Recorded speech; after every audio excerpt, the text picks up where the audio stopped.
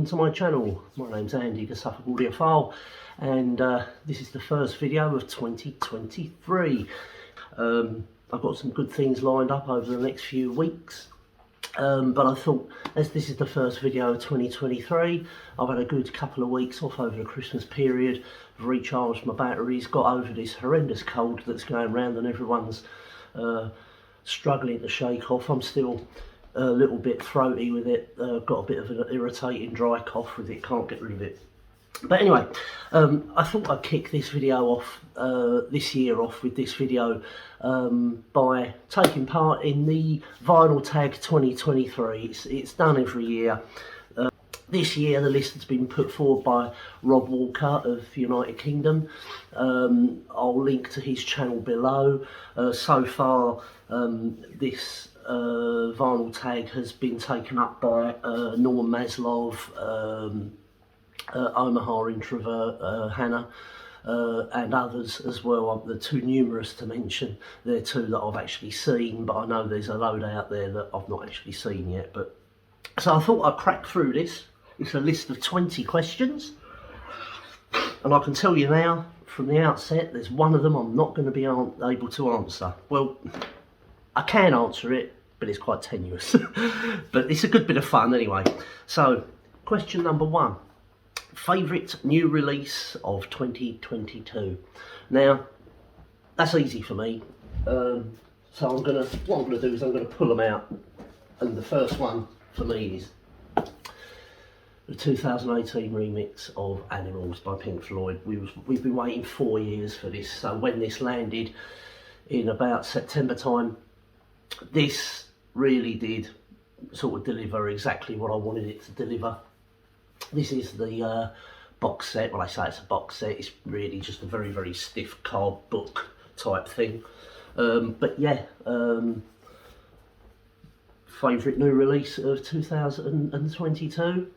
Animals, Pink Floyd. So the next one. Last band or solo artist you saw live? That's easy. And that is going to be, which I think I saw them probably around about August time, is the Psychedelic Furs. So I've got a few of their records. I've got about 4 of their albums here.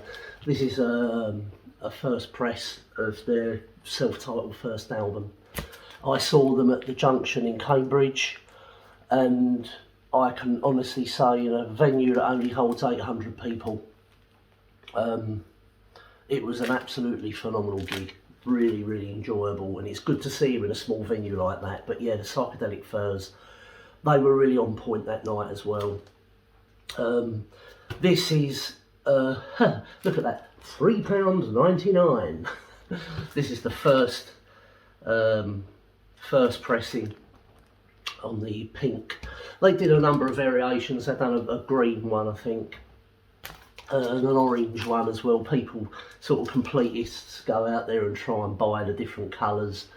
The first pressings were pink anyway. So Psychedelic Furs, one of my favourite bands of the early 80s actually, and Richard Butler, to me, the lead singer Richard Butler, is still one of the best frontmen out there. Really, really good. Really good. Next question. Their album was their first album was their best. Now, I've only been recollecting vinyl records for about the last 4 or 5 years, so I've had to dig around. This one was quite a no-brainer for me. Their first album was the best, and that can only be George Harrison, All Things Must Pass. Now, technically not his first album, but it's his first traditional album with words on. He did do Electronic Sound in 1968. That was more of a soundtrack album, really. I'm sort of discounting that. This is his first proper album, and I think he'd been stockpiling these songs up for a number of years. So when the Beatles decided to fold, he just regurgitated this album out, all 3 sides. And it's a really, really good record. It's got My Sweet Lord on it, What Is Life, You know, the list is endless, or the end is listless, to quote Rick Wakeman. But yeah, George Harrison, All Things Must Pass. Yeah, technically not his first album, but his first proper album, if you like. You know, so yeah. I mean, we look at first albums. I mean, technically, Paul McCartney's first. We look at McCartney 1 as Paul McCartney's first album, but he actually did an album prior to that, which was a soundtrack album for the film The Family Way with George Martin. It was an instrumental album, but he wrote that. So technically that's his first album, but we don't look on it as his first album. We look at McCartney 1 as his first album. So I'm doing the same with this. All Things Must Pass, George Harrison. Next question, number 4. Hat trick, show the vinyl CD cassette of an album. Now that's hard for me because I'm going to have to cop out here. I don't own any cassettes. I don't buy cassettes. I haven't got a cassette player. So I'm going to sort of go 2/3 of the way into this and show an album of which I've got both CD and vinyl.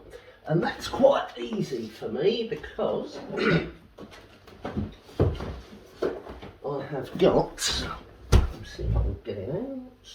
Where's the, oh,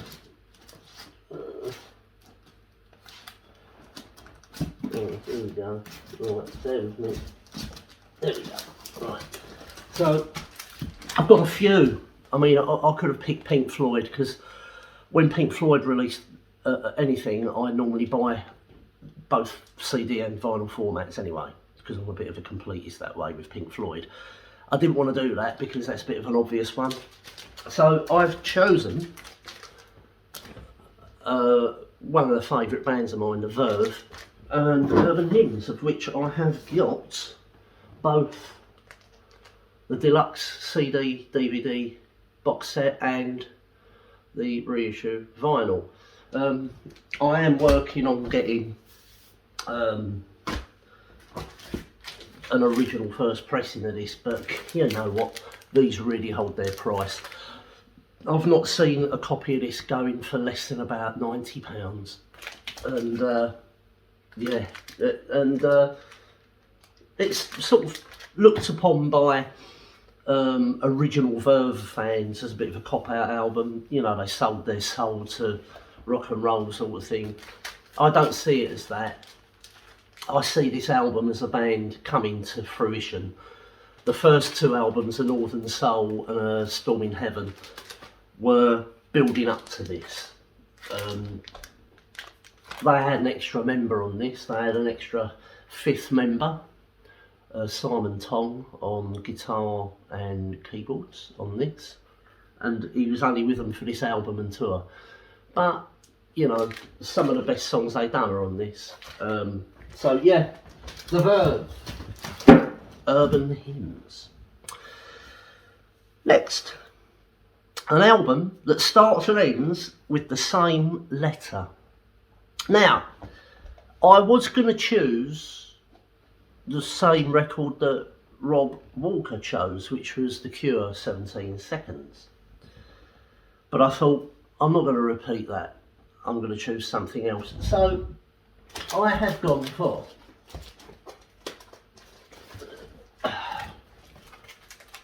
Duran Duran, Arena. This is the live album.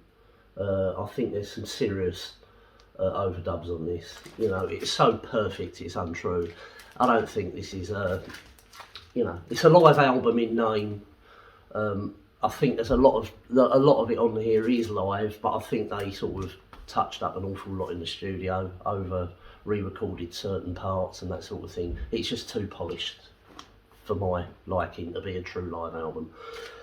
But excuse me, Arena, Duran Duran. You know, I'm not a massive fan of Duran Duran. I have seen them about 4 or 5 times. My wife loves Duran Duran, hence why I've seen them so many times. And I've got all their records. And to be fair, they are excellent live. We saw them at the Forum in London, in Kentish Town, when they reformed the original lineup with Andy Taylor on guitar, and that was at the Forum. That, I think the Forum only holds about 5,000 people, if that, 3,000. And that show was absolutely phenomenal. Really, really good. We was right close to the stage as well. But yeah, Duran Duran, Arena. Not a bad album actually, but I think their studio albums are better. Next. Oh, this was difficult really. A musician or artist born in the same year as you. I won't lie, I had to Google this because, you know, like I say, I've only been collecting records again for about the last 4 or 5 years. And I was really surprised. There's not many. I could have had Rick Astley, was born the same year as me. 1966 I was born, by the way. I could have chosen Rick Astley, but I haven't got any of his records. I could have chosen Wendy James from Transvision Vamp, but I haven't got any of their records. I could have chose the blind blues guitarist Jeff Healey, but I haven't got any of his records. And I could have chosen Lisa Stansfield, but I haven't got any of her records either. But I do have one record of this artist, and I'm going to try and find it. Where is it? There it is. It's a bit tenuous, but to be honest, it's actually one of my favourite albums of theirs, and it's a live album. And it was recorded at a time when this artist was playing keyboards for this band, and that is Dream Theater. And this is the era when they had keyboard player Derek Sherinian on keyboards with them. This is the Once in a Lifetime record. This was off the back of the I forget what album they were touring now. Can't remember what album it was they were touring. It was Change of Seasons or something like that. But Derek Sherinian was only with them for one album, one tour, I think. He'd done a sort of a maxi album with them, Change of Seasons, which had Change of Seasons on one side, and you flipped it over and you had some Live at the Marquee stuff on the other side. But yeah, Derek Sherinian, this era of Dream Theater is one of my favourites actually. He, like I say, I don't know what went wrong. He didn't stay with them for very long, but I really like this record. I don't play it enough really. I should give it some airplay. As a side note, what I will say, this is a music on vinyl numbered issue. This is number 1289 of I don't know how many. But what I will say is the cover on this is awful. Can you see how blurry that text is at the top?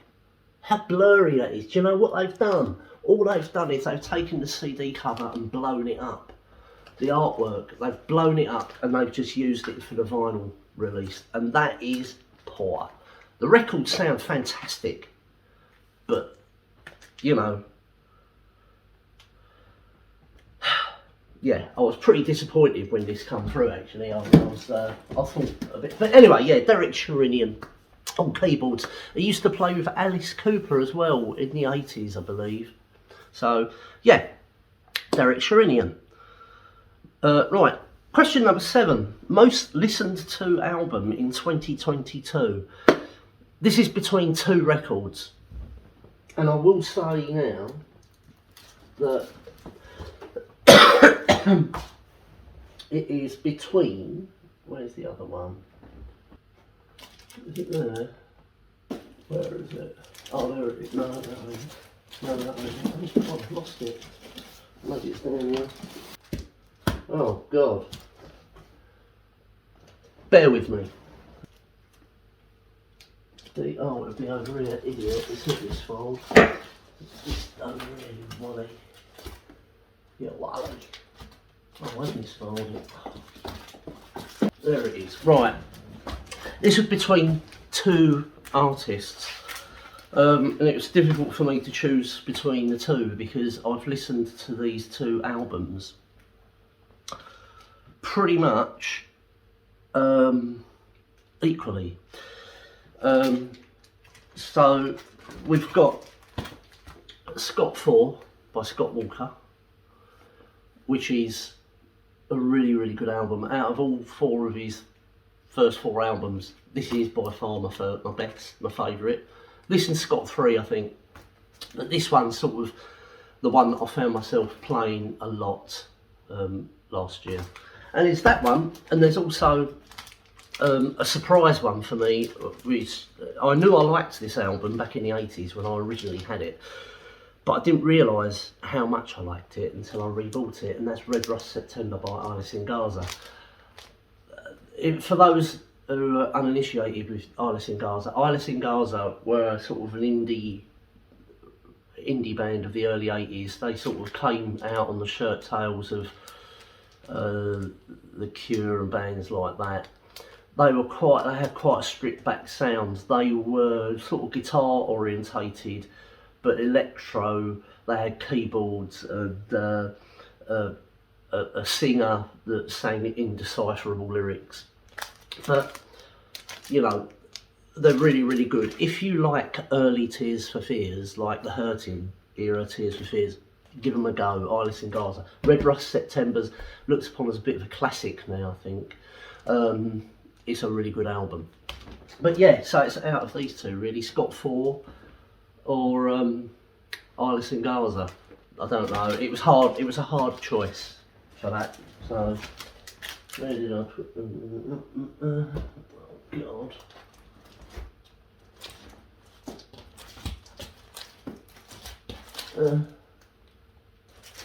I'll put it back in a minute. It's Scott 4.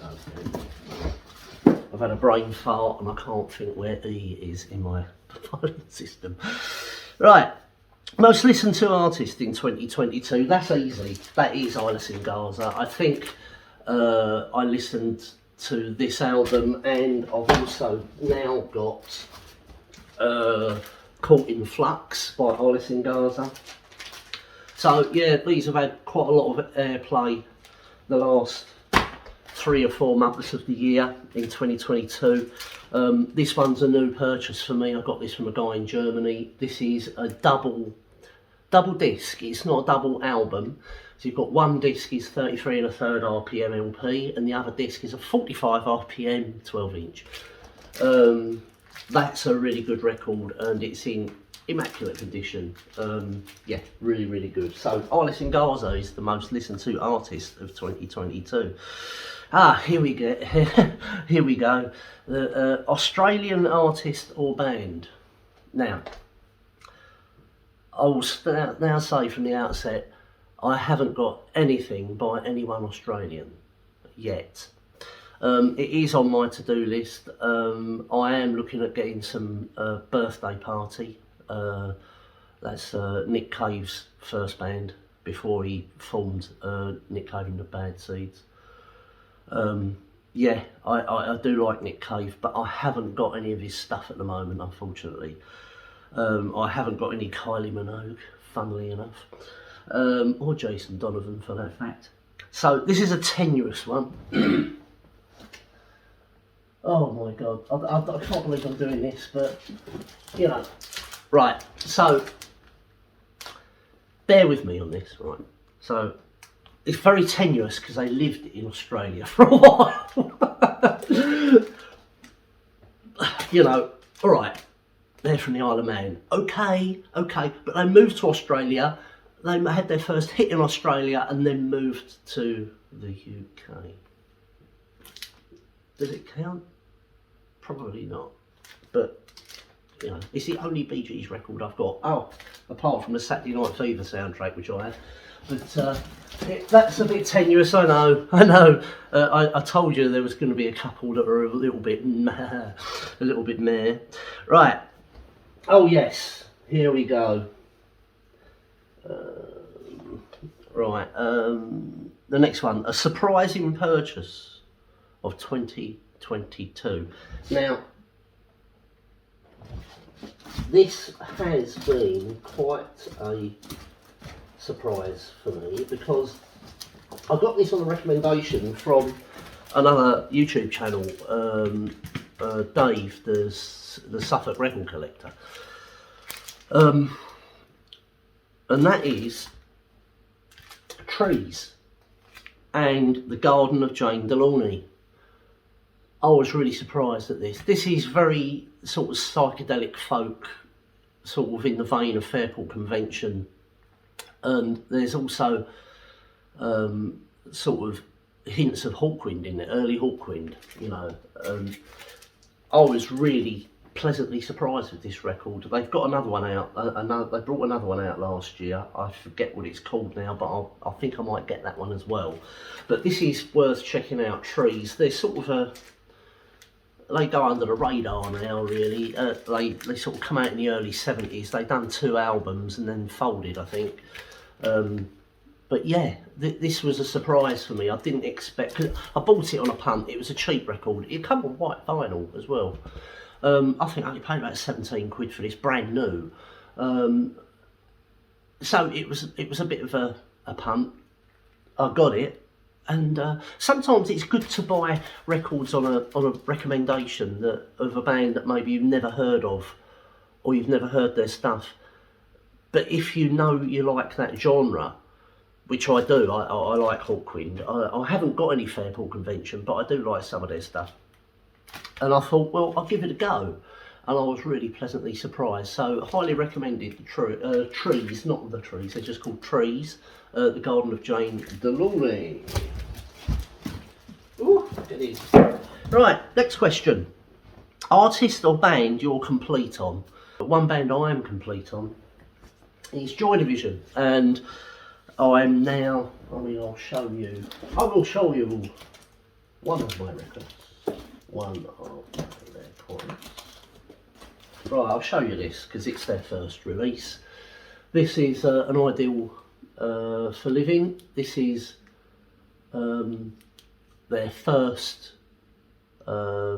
self-recorded and financed record. This is actually the Record Store Day release. This is the remaster. If you can get hold of this, I can highly recommend this. The sound on this is phenomenal. It really does sound good. But yeah, Joy Division, I've got all of their stuff a number of times over. So, I mean, for example, I've got, oh God, I've got 3 copies of Unknown Pleasures. I've got a UK first pressing, I've got a US 2007 pressing, and I've got a UK, I think it's a 30th anniversary pressing. Yeah, so I've got that. I've also got Still. I've got a number of flavours of that as well. Got Still as well. A UK first pressing, a 2007 UK reissue, and also the anniversary clear vinyl I've got as well. So I'm a little bit of a collector with Joy Division. I've got all the stuff. I've got the Hessian Still. I've also just acquired the first pressing of Still, but not the non-Hessian cover version of it. I've got the Substance album, you know, so I've got everything. I'm sort of done on Joy Division really until they bring out. I've got loads of bootlegs of theirs as well, absolutely love them. So yeah, Joy Division. Right, question 12. A great run of 3 albums. This was easy for me because this band, for me, their first 3 albums defined this band, and after the 3rd album, when they'd done their 4th album, it was lackluster, and I think ever since their drummer died, the band have just not been as sharp or as good as they were in their glory days. And I am, of course, talking about Echo and the Bunnymen.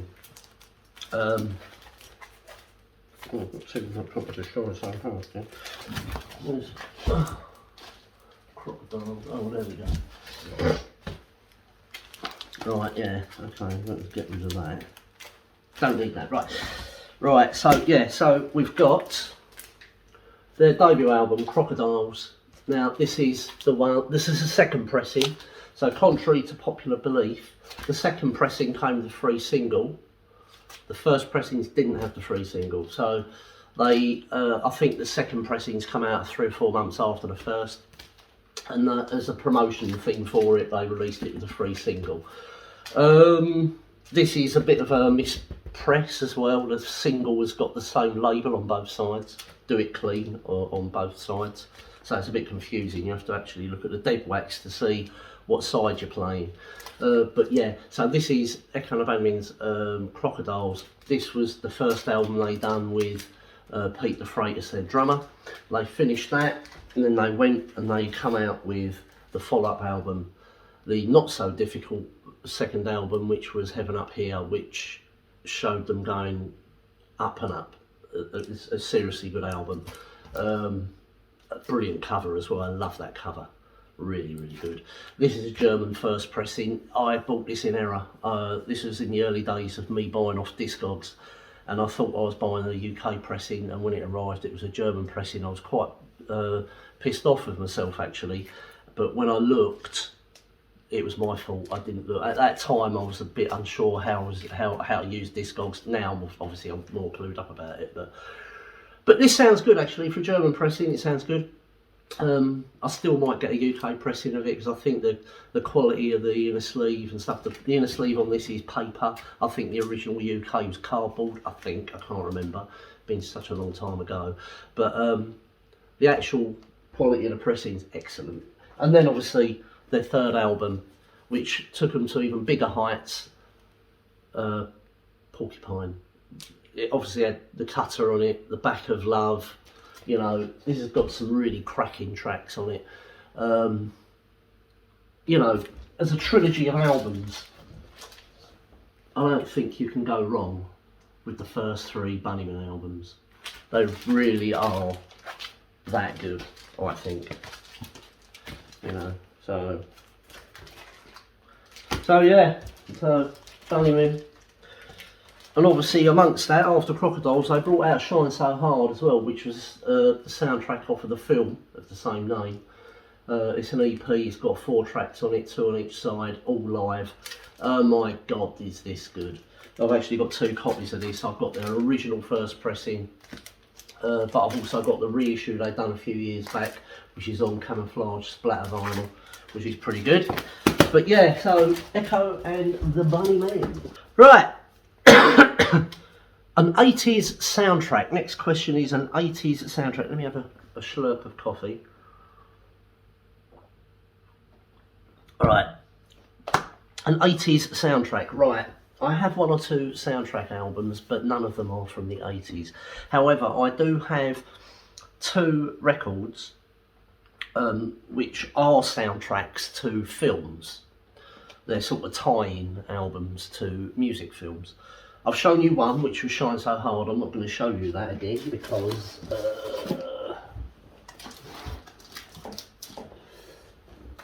but what I will show you is in the 80s. I think, what year was this?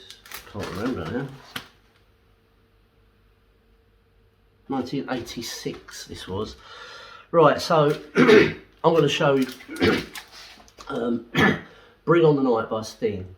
This is a double album, a tie-in album to the film of the same name. This was, the Bring On The Night film showed Sting getting up and running with a new band after leaving the Police. They are seen rehearsing at Miles Copeland's chateau in the south of France, getting ready for a show in Paris, their first show. And this is the documented recording of that first show. It's the closest thing to a soundtrack that I've got from the 80s. So yeah, Sting, Bring On The Night. Right. Question number 14. We lost them in 2022. I'm going to choose Ronnie Spector from the Ronettes. This is the only Ronettes album I've got. This is a cracking record if you like that 60s sort of northern soulish type thing. The Spectre Wall of Sound. This is cracking, and obviously it's got Ronnie Spector on it. And this has got Be My Baby on it, which is the record that Brian Wilson's, to this day, still cites as the finest song ever written.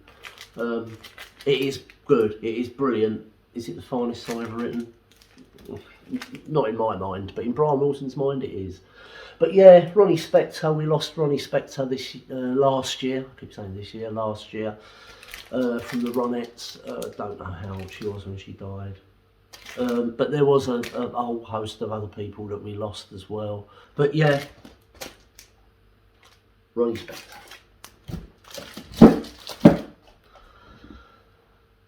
Disappointing purchase in 2022. This was quite simple actually, because it was a recent subject of a rant video of mine, and I've still got it, and I've not taken it to the charity shop yet, and it's David Live, although I have put the records in the sleeves now. For those that don't know, you need to go and check out my rant video that I've done a few weeks before Christmas. But yeah, I bought this off a guy off Discogs, and it's an absolute in a sorry state. It's got seams split, the jacket's all split and crap. It's the wrong pressing. I ordered a first pressing. This came as a like 80s repress. It's awful. It's not what I wanted, and that was the most disappointing purchase of 2022. Awful. Non-vinyl purchase. Right, so you've probably noticed the computer's gone. We've had a big change round in the room, as I said to you on my Christmas video. Where I'm sitting now, I'm looking at a new TV. So we bought a new TV over the Christmas period because I knew we was going to change the room round. So my stereo is over in the corner now. I've got a much better listening position.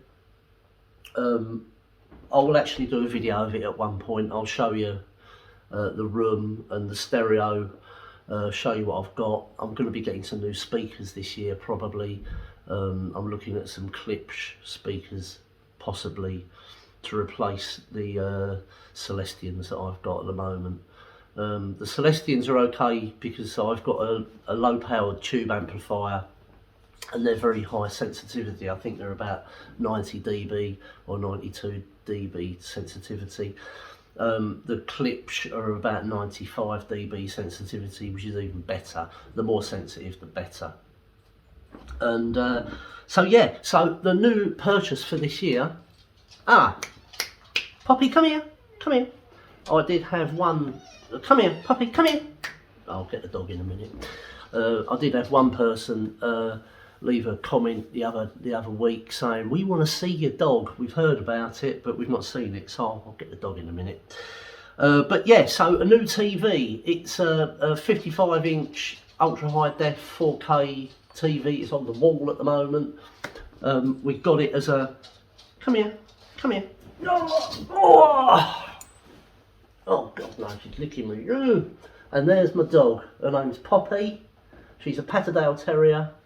And she barks at pigeons a lot in our garden if she sees pigeons. She's absolutely gorgeous. And yeah.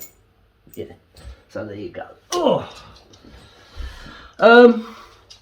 So yeah, new TV. That's the non-musical purchase or non-vinyl purchase of 2022. Next one, you found a grail. This one was easy. I've already mentioned it once, so I'm going to mention it again. Is my original Porcupine cut first pressing of Unknown Pleasures. You want to go out? 1 second. Excuse me. Yeah, my original Porcupine cut of Unknown Pleasures. This is the non-translucent one. Contrary to popular belief, the translucent red ones are not the first, or not from the first run of pressings. They were from the first stampers. They share the same stampers, but the first pressings, they pressed about 15,000, I think, 10 or 15,000 at the WEA pressing plant first, and then they moved the stampers to Pye's Tranco pressing plant in West London to press another 10,000. And it's the Tranco pressings which are translucent red. So they're actually pressed after the WEA pressings which were done at the West Drayton pressing plant. This is a WEA pressed copy of Unknown Pleasures, and it sounds absolutely stellar. The reason I'm saying this about the translucent red ones is people buy these translucent red ones for two reasons. One, because they think they're first pressings, and two, because they've been given to believe that the red ones are super rare. Well, they are rarer. They pressed about 10,000 of them, but they sound no different to the WEA pressed pressings. They sound the same, from what I can hear anyway. So yeah, basically if you want to buy an original first pressing of Unknown Pleasures, get a WEA pressing and save yourself about £150, because you will pay around about £250 to £300 for a Tranco red pressing. I paid £70 for that, and it's in, apart from a very, very small bit of ring wear and a little nick in the top of the cover, the rest of it is in immaculate condition. So anyway, that's my grail. Oh yeah. Number 18, a space themed album, sleeve or song. Well, this was simple, and it also gives me a chance to show it off as well.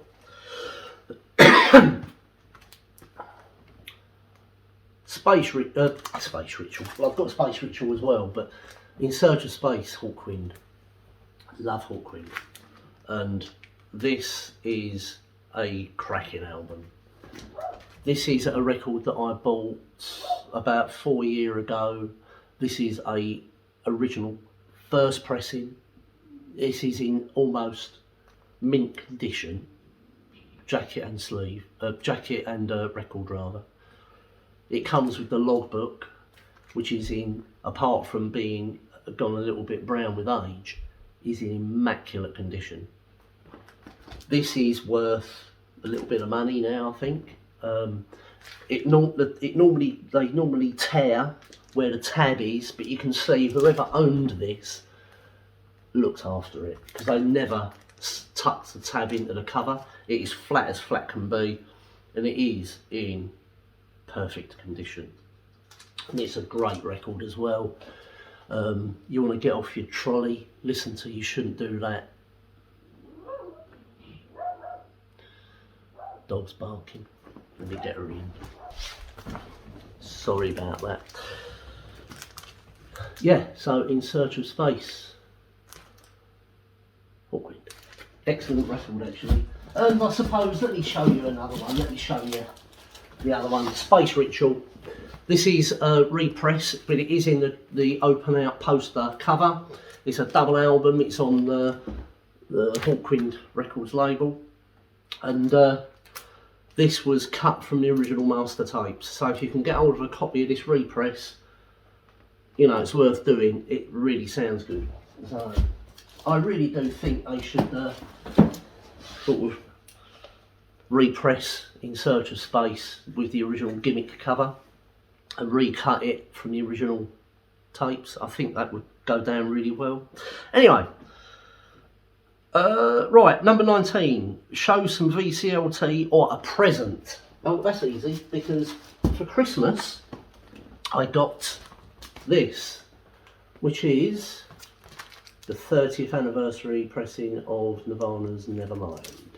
Now, I've heard a bit of it. I've listened to the single because I really like Aneurysm as a track. But yeah, this is really well packaged. It's quite well known that it's digital, it's not analog. but I'm not sure what it sounds like against the other pressing I've got. I do have the Bernie Grumman cut and a lot of pressing of it, so I will do a comparison of this at some point maybe. Mike Esposito has made it quite clear that he's okay with it. It doesn't sound bad, but it's not brilliant. But we'll see. So the jury's out. But this was a Christmas present from my wife. She knew I wanted it, and you know, it was in my Amazon wants list thing, so she got me this. So yeah, never mind. And then Show an Album released in 1973. Right, so I'm a big Pink Floyd fan, and I'm not going to show you Dark Side of the Moon. Instead, I'm going to show you an album which I do genuinely love this album, and that is Back to the World by Curtis Mayfield. This is a concept album about a guy coming back from Vietnam and trying to fit back into society. This is a really, really good record. I was dead lucky when I got this. This is an original first pressing on the Curton label. It obviously came out in 1973, so when I bought this, I mean, this is 50 years old now. When I bought this about 3 years ago, something like that. This was still sealed. This had never been on a turntable when I got it. And when I got it, I thought, shall I leave it sealed or shall I play it? And I thought, you know what? I listen to records. I'm a record collector, but I buy them to listen to, not to look at. So I cracked open the shrink wrap, which was quite brittle actually. And it's a gatefold, and when this has got a tip-on jacket, it's an original American, US, like tip-on style jacket. And when I went to open it, you could hear the cardboard cracking, and I thought, oh my God, it had not been opened in sort of 46, 47 years. The record was dirty, obviously from the factory, but yeah, it was.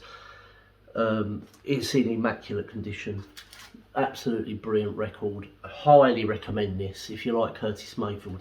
If you're into Superfly, the Curtis Mayfield Superfly album, give this a go. This is I think it was the follow-up album to Superfly. Yeah, Back to the World. So Curtis Mayfield. And that is the vinyl tag questions for 2023. I've got a few videos coming up in the near future, so stay tuned in for them. This video has gone on far too long, so I'm going to edit it shorter and cut out some of the detritus that's gone on in it, and I'll see you in the next one. Cheers, bye bye.